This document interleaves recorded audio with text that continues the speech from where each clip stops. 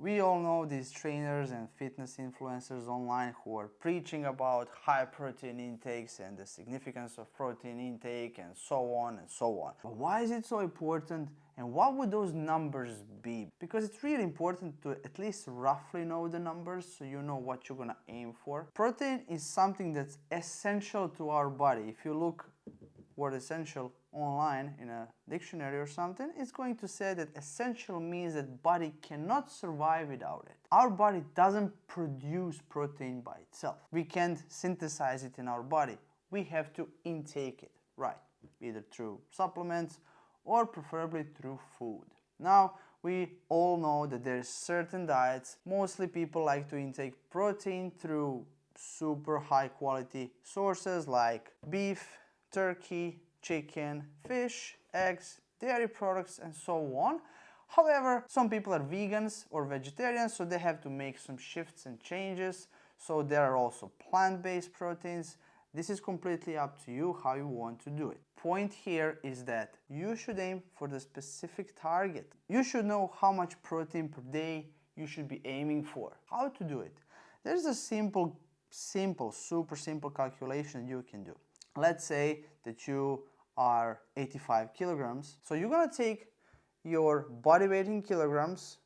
I'm sorry for my American friends, if somebody's watching, just we're gonna turn it into pounds. So 85 kilograms times any number between 1.5 and 2.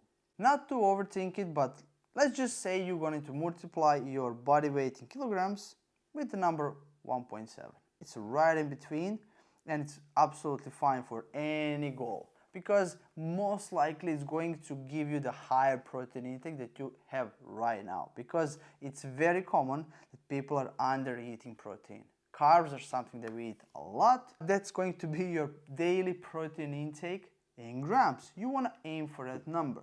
Now, this number can fluctuate a bit.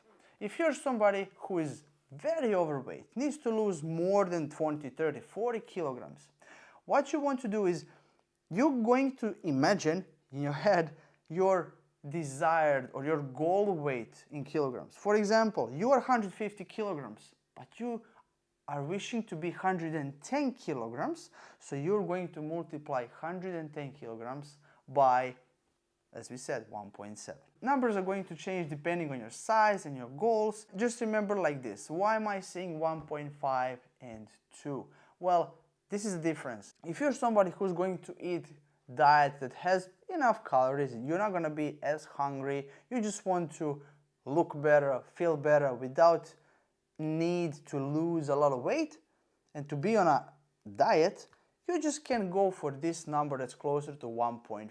However, if you're really trying to lose weight, or maybe you are rushing to lose weight, you need to lose it faster for some wedding or any party that you have, or vacation, or whatever the goal is, doesn't matter to me, then you want to move to this number here, closer to 2. So you want to ramp up your protein. So if you're having lower calorie diet, you're more hungry, that's when you want to increase your protein intake. And this is what you're going to think about. So it's depending on what your goal is, what kind of diet you want to follow, that's how you're going to decide how much protein you need. Now you have the equation, so it's going to be easy for you to understand that, okay, I am probably not eating enough protein, and this is the number I want to aim for every single day without excuse. 5 to 10 grams plus minus daily.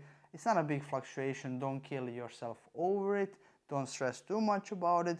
However, try to be as close as you can to that number. There are countless of apps that you can use to track your protein intake, and you can remember this.